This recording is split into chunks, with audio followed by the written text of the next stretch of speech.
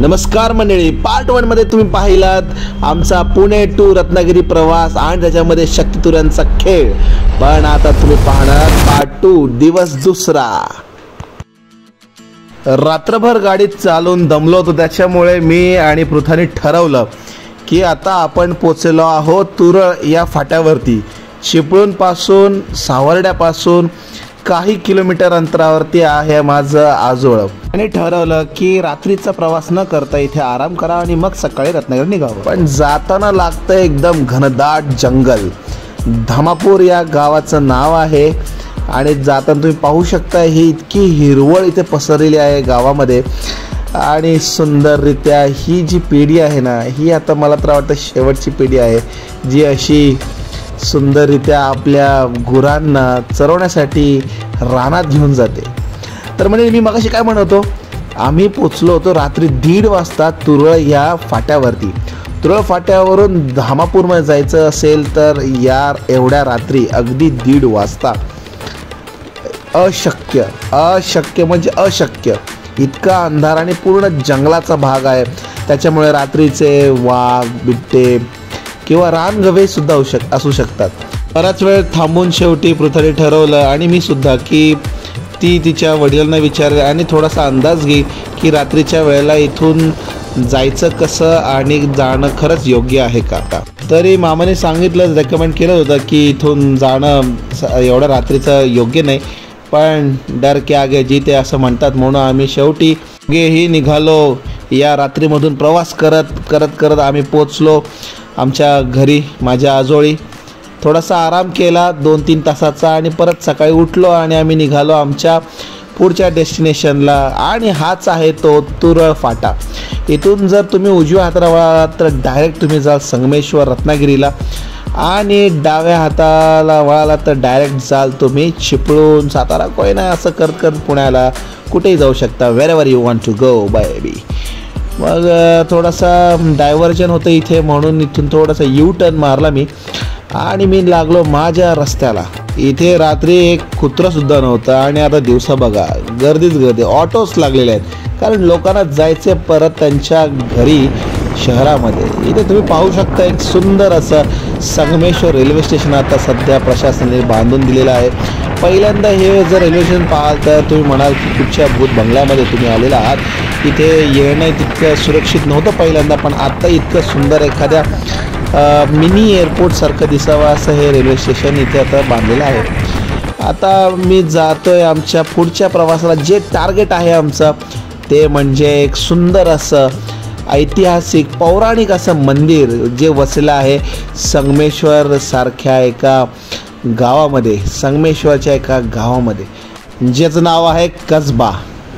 होय, ते हेच कसबा आहे जे तुम्ही काही महिन्यांपूर्वी एका चित्रपटातून तुम्ही ऐकलं असेल की नाही माहिती नाही, किंवा ज्यांनी कुणी छत्रपती संभाजी महाराजांचा जीवनचरित्र वाचलं असेल तर ते हेच कसबा आहे. इथे तुम्ही पाहू शकताय छत्रपती संभाजी महाराजांना जी अखेरची अटक झाली होती, हेच ते गाव, संगमेश्वरामधलं गाव.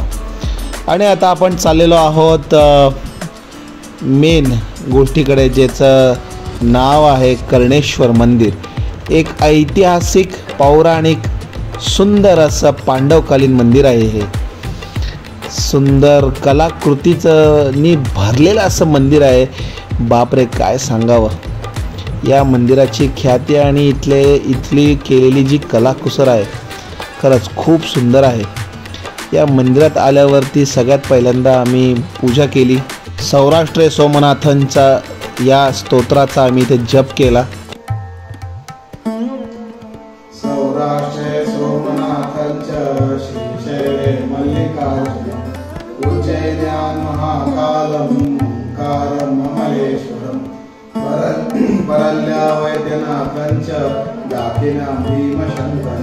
सेतुबंधे तु रामेश्वरं नागेश्वरं दारुकावणे वारण्यस्सां तु विश्वेश्वरं त्र्यंबकं गौतमीतटे हिमालये तु केदारं कृष्णेशं च शिवालयम् एतानि ज्योतिर्लिङ्गानि सायं प्रातः पठेन्न सप्तजन्मकृतं पापं स्मरणेन विनश्यति स्मरणेन विनश्यति.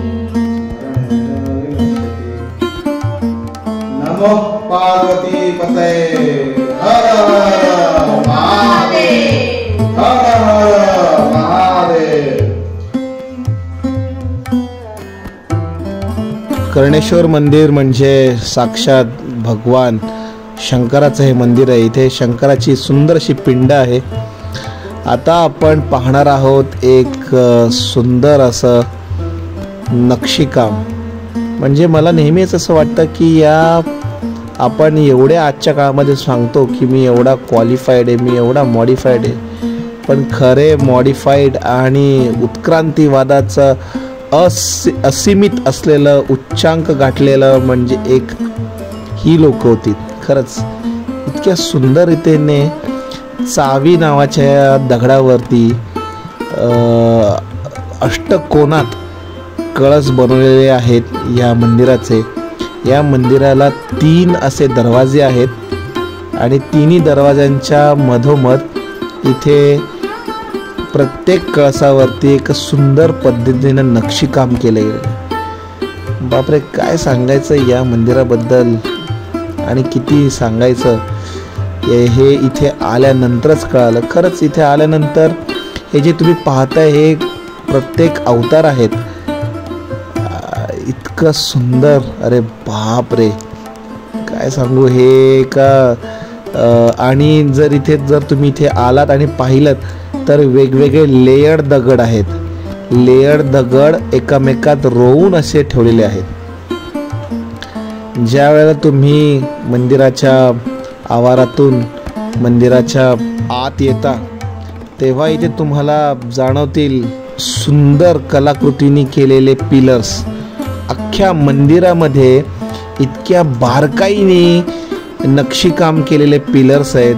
हे काय तुम्ही पाहू शकताय, मंदिराच्या बाहेरच जे पिलर आहेत त्यांचं नक्षीकाम इतक्या सुंदर पद्धतीने केलेले आहे. मंदिराच्या मुख्य दरवाजाच्या वरती आहे विष्णूचा अवतार आणि तो सुद्धा कोरलेला आहे, नक्षीकाम केलेला आहे. ज्यावेळेला तुम्ही मंदिराच्या आत येता तेव्हा तुम्हाला इथे दिसतील एक 4 कलाकुसर आणि भरलेले असे 4 पिलर, 4 कॉलम, ज्याच्यावरती इतक्या सुंदर पद्धतीने कलाकुसर केली गेलेली आणि प्रत्येक पिलरवरती ह्या मूर्त्या वेगवेगळ्या आहेत. याची सुद्धा माहिती इथे जे पुजारी आहेत त्यांनी इथे दिलेली आहे. तुम्हाला पुढे समजेलच. इतक्या सुंदर पद्धतीने इथे हे मंदिर एका साचेबद्ध असं सेट केलं गेलेलं आहे. प्रत्येक पिलरवरती वेगवेगळ्या मूर्त्या आहेत, वेगवेगळ्या प्रकारचं नक्षीकाम आहे. आणि हे जे नक्षीकाम केलं गेलं हे ह्याच्यासाठी स्पेसिफिक असा विचार करून हे प्रत्येक अवतार ह्या प्रत्येक पिलरवरती आहेत. आणि शंकराच्या पिंडेकडे तोंड करून उभा आहे हा नंदी, आपला नंदी महाराज की जय हो. खरंच या मंदिरात आल्यानंतर मी म्हणजे आता माझं इतकं बोलणं निघते. तुम्ही पाहू शकता इथे सुद्धा एक वेगळी मूर्ती आहे. प्रत्येक पिलरवरती सुंदर नक्षीकाम, वेगळ्या पद्धतीचं प्रत्येक मूर्तीनुसार असं केलेलं हे नक्षीकाम आहे. आता हा 4था पिलर तुम्ही पाहताय, इथे सुद्धा एक वेगळी मूर्ती तुम्हाला दिसेल. खरंच, आणि हे कोणती मूर्ती आहे हे आपल्याला इथे कळेल हळूहळू. इथे जे गुरुजी आहेत ते गुरुजी सांगतीलच ही माहिती. इथे तुम्ही पाहू शकता एक देवीचं सुद्धा कोरलेलं रूप आहे. संपूर्ण मंदिरामध्ये फक्त आणि फक्त कोरलेले नक्षीकाम तुम्हाला मिळेल. माझे आता शब्द फंबल मारतील कारण तो आनंदच वेगळा आहे इथे पाहिल्यानंतर. आता मी जास्त काही बोलत नाही, तुम्ही अनुभवा इथला सगळा जो परिसर आणि इथलं जे नक्षीकाम आहे ते.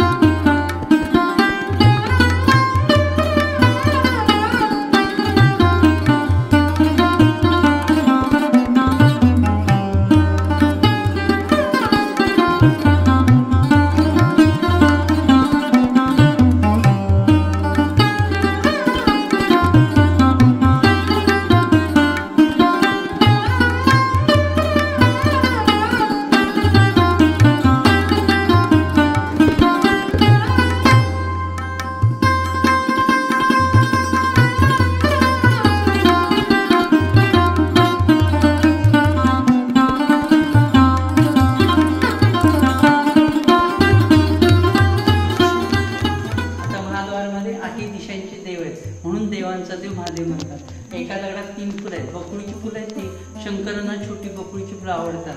5 पांडवांची 5 तेल आणि 5 ताट्या, ते 1 2 3 4 आणि देवाच्या खाली 1 आहे. आणि आता इथून 20 किलोमीटर शृंगारपूर गाव आहे. ती छत्रपती संभाजींची सासरवाडी, येसुबाईंचं माहेर.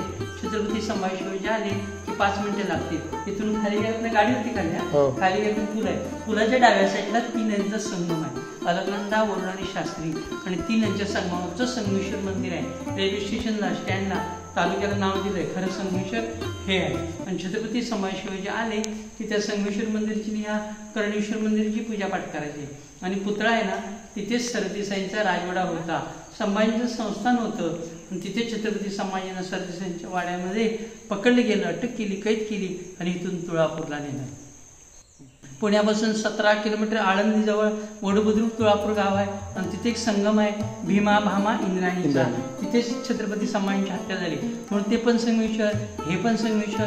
कोकण तळ कोकण, गमनी कावा, कसबा संगमेश्वर, छावा संगमेश्वर, हेच इथे छत्रपती संभाजींच्या छाव्याचं शूटिंग झाल्यानंतर पुलावरून फोटो काढून घ्या. आता इथून 40 किलोमीटर मार्लेश्वर आहे, 5 किलोमीटर सप्तेश्वर आहे आणि 3 किलोमीटर गरम पाण्याची कुंड आहे. धामणी राजवाडे विचारा धामणी. ओम नमः पार्वती पदे हर हर महादेव. आणि पांडव जेव्हा अज्ञात असत होते त्या धनुर्दिगाला परशुराम होते, म्हणून याला महेंद्रगिरी पर्वत, परशुराम भूमी, सह्यागिरी, सह्याद्री म्हणतात. आणि परशुरामनं पांडवांना सांगितलं होतं, 6वा आपला कर्ण मोठा भाऊ होता, म्हणून कर्णाच्या स्मरणार्थ, भावाच्या स्मरणार्थ पांडव मंदिर बांधत होते. मंदिर बांधत असताना इथून अर्धा किलोमीटर जाकमाता देवी पाठ होण्यापूर्वी कोंबड्याच्या रूपानं ओरडली. पांडवांना वाटलं खरंच पाठ झाली. ताटावर जेवले, ताटं उलटी ठेवली, नंतर निघून ती ताटं कौरव पांडवांच्या पाठीवर होते. पांडव जर सापडले असते तर परत 12 वर्ष अज्ञातवासात झालेलं असतं, म्हणून हे मंदिर अपूर्ण आहे, मंदिर पूर्ण झालेलं नाही. आता ही पूर्व दिशा आहे. अजून सकाळी सूर्य उगवला तर प्रकाश किरण, सूर्यकिरण ती जातात, नंतर सूर्यदेवांचं दर्शन घ्या. म्हणून श्रीपासून कुंती, कुंतीपुत्र कर्ण, कर्णाचं कर्णेश्वर, पांडवांचा मोठा भाऊ कर्ण. ओम नमः पार्वती पदे हर हर महादेव. आता हे मंदिर आहे ना, कोल्हापूरचं महालक्ष्मी मंदिर, ज्योतिबा, खिद्रापूरचं शिव मंदिर, नाशिकचं त्र्यंबकेश्वर, त्यापैकी हेमाडपंथी कर्णेश्वर. हा आता तोडांचे निर्धारित केले. एका दगडाचं, एका दिवसाचं, एका रात्रीतलं 3000 वर्षापूर्वीचं मंदिर आहे. आमची इथली गुरु पुजारी 15वी पिढी आमची आहे. गव्हर्नमेंटच्या अजून वर्षाला 17 रुपये मिळतात, मानधन मिळतात, पगार असेल मानधन मिळतात. आणि आता पर्यटन केंद्र झाल्यामुळे पर्यटनचे पैसे मिळतील, पण आता 15वी पिढीचे आम्ही पुजारी देते. त्यामुळे पूर्वी परंपरागत, वंश परंपरागत निरंतर पुजारी म्हणून आम्ही काम करतो.